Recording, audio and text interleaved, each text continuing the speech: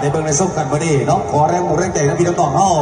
นอนก็คือเบาอันเล่าไต่เบาพงไส้ใจประเสริฐพี่น้องเนาะครับทันทีเป็นวิธีก่อนด้านหน้าวิธีของที่บ้านดุกหลานเพชรไส้บอกไปก็มีกำหนด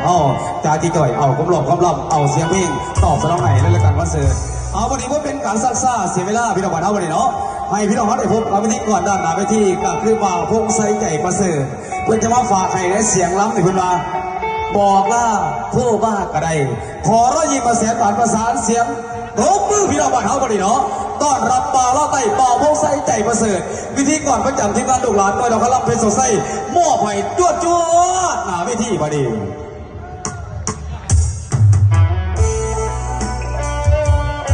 เป็นที่เสียใจให้พี่น้องวันนี้เด้อน่าจะว่าโอกาสดีพี่น้องโอ้ยเสียกระยักแย่พี่น้องเนาะฝากตอนมีการเป็นโม้นำกันเป็นสุขุสุขน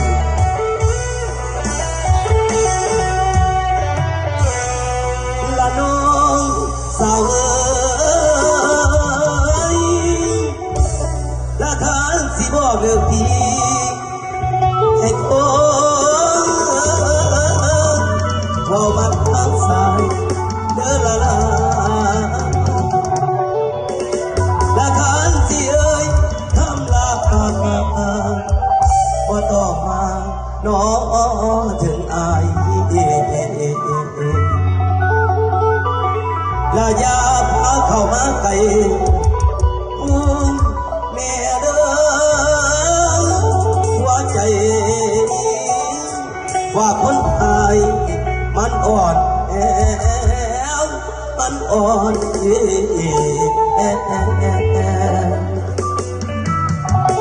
คุยเด้อน้องให้รู้ตัวในเนี่ยคนที่เป็นน้องผู้ชายเอ้ย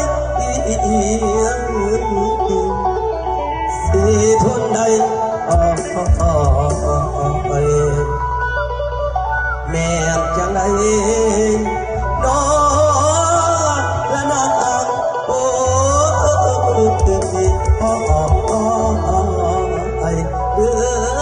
นางอันดุมาโยมาหยอดพี่น้องครับสำหรับการด่าวิธีนี้ควรมันกันได้เต็มที่พี่น้องจวดมันกันได้เรื่องนั้น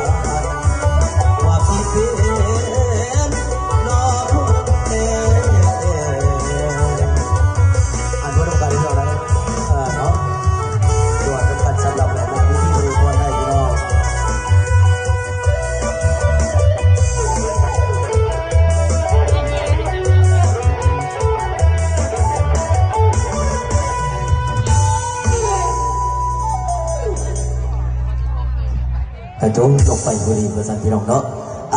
ตาที่ว่าเบาเล่าไตพี่น้องเสียงจากแห่พี่น้องเด้อเนาะเสียงจากแห่บริจาคบริจาคกายการที่ว่าลูกหลานได้รับใส่ให้เนาะไหลมองไหลบอลเนาะการที่ว่าขอบพระคุณใจพิเศษเนาะที่สนับสนุนเอาที่บ้านลูกหลานเซาเบียให้บอกขึ้นในกระบวนขึ้นอะไรเบียจะภาพใจจะดีบ่เบียให้ประสันเนาะเป็นกำลังใจให้นักศิลปินหนึ่งลั่งประสันเนาะเจ้ามีพ่อมีของแท้สีขาวๆขอบใจเด้อเนาะคุณใหญ่ก่อยขออยู่ดีมีแห้งต้องรับด้วยก็เจ็บสลายของไก่ยูซูมี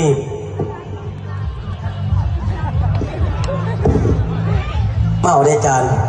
เมาก็ได้เพราะเป็นอย่างเมาได้เสี่ยงอากาศที่ว่าเบาเราไตเนาะสิ่งนี้ไม่น้องประสันขอรอบๆแหละครับเพียงทั้งเจ้าภาพเจ้าการเจ้างาน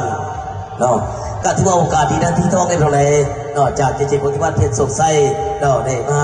ทำการแสดงสดด้านพิธีเนาะได้จัดประมูลขึ้น5กองมาทั้งเจ้าภาพเจดีคอยเนาะสิขออนุญาตบัตรคำเนาะการรายการเล็กๆน้อยก็จะได้พบกับนักร้องนักศิลปินพี่น้องเนาะเสียรายการเจ้าภาพว่าจะมีทั้งพอวันดีเนาะเมียปอดประสันเนาะท่านมีนางบุตรประสันท่านเกียวนางตูเนาะเบากีนางทอนว่าจะเป็นตั้งเสียดูอีกว่าจะน้องพร้อมด้วยภรรยาว่าจะเป็นตั้งซานโซนางรุ่นว่าสันนี่ก็ที่ว่าเป็นเจ้าภาพเจ้ากัดเจ้างานได้จัดประมูลขึ้นวันนี้ก็ให้ที่พี่น้องรับไปแล้วให้มาทำเอาประมูลอยู่มองใดก็ขอให้ดีกุมสุขที่ลุงรับไปแล้วนี่มาทำประมูล5กองว่าสันพี่น้องเนาะเอาการที่บอกคุ้มใจพี่น้องของเฮาเจ้าภาพเจ้าการเจ้ากัดแต่ละบงแต่ละบอลแต่ละเกมแต่ละเมืองสิ่งที่เดินทางมานำใจเสียสถานอันพิเศษสุดว่าจะเป็นทั้งเลขาพักบ้านบาทงนาคำพร้อมโดยองค์การจะตั้งแล้วก็จะเป็นทั้งทะเลเก้าพร้อมโดย3,000 ยิ่งบาทปกสขอบคุณคุ้มใจพิเศษดีแค่นั้นประสานพี่น้องไม่ว่าจะเป็นทั้งพี่น้องของซาบุญสุขุมานี่ก็ถือว่าพระเยี่ยมยามทำข่าวพี่น้องของซาบุญสุขุมานี่3 เทื่ออะไรเป็นไรบางที่ก็อยู่วัดตรงแน่แต่ก็มารับใส่พี่น้องของเขาพวกเนี่ยทั้งอันไปทั้งบุ้งแก้ว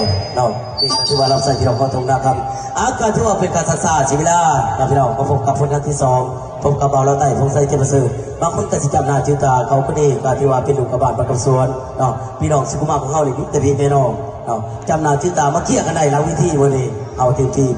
ลงมาเบี้ยเขาจะตีต่อไปบางคนบาดีจวดอีลาเอาเด้ออีลาเด้อหันผู้ชมพี่น้องลงมาเบี้ยเขาเหมือนกับพี่น้อง